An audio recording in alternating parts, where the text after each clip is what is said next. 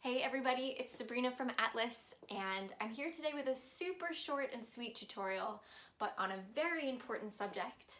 It's 5 tips about tightening your bow.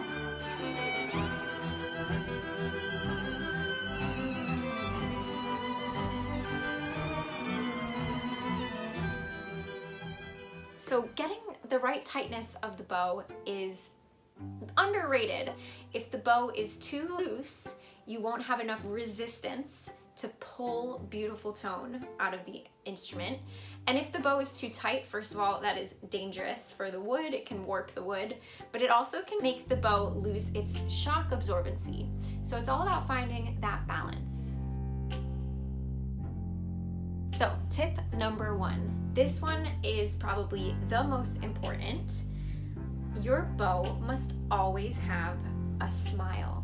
So even when it is at its full tightness, there must always be a downward sloping curve. If you ever start to see the bow make a frown, that means it is not happy and it is dangerous for the wood. It can warp beyond repair. So please be careful about that. Tip number 2, when tightening the bow from its most loosened state, you should watch the lowest point of the curve, that place where the stick is closest to the hair. And as you tighten it, you want it to get to a distance away from the hair where you could easily slide a number 2 pencil through there, but not necessary to actually take a pencil and slide it through there. Just use your eyes. Just use your eyes and your imagination, and that should be a good ballpark.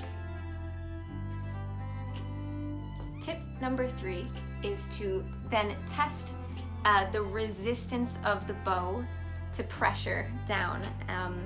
Now you should be able to get the stick pretty close to the hair like I'm doing right now, but there should be resistance there. If it's too easy, then obviously you're not gonna have enough resistance from putting weight into the string.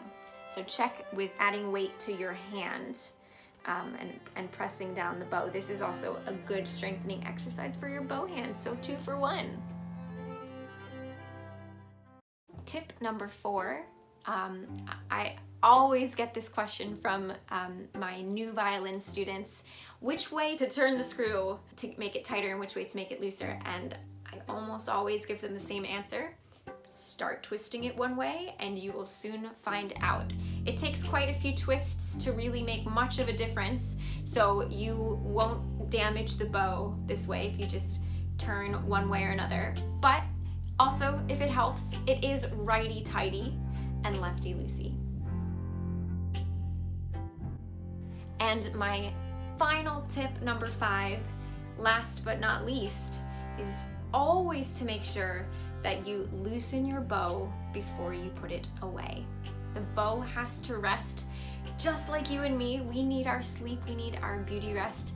Your bow has to be at ease with no tension on it when it is resting. Again, this is so important for the health of the stick, making sure you can use your bow for forever and ever.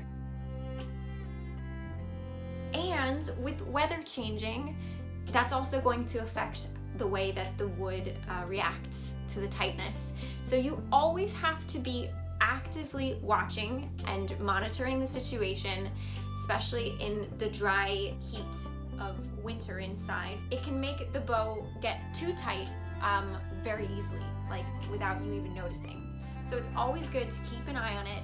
Don't set it and forget it. Just keep watching and making adjustments as you go along. Thank you so much for watching. If you enjoyed this video, you know what to do. You can subscribe to the channel and hit the bell for notifications. We've got all kinds of cool things on this channel, not just tutorials. There's music videos, there's ATLYS quilts, lots of fun stuff. So thank you for watching. Bye.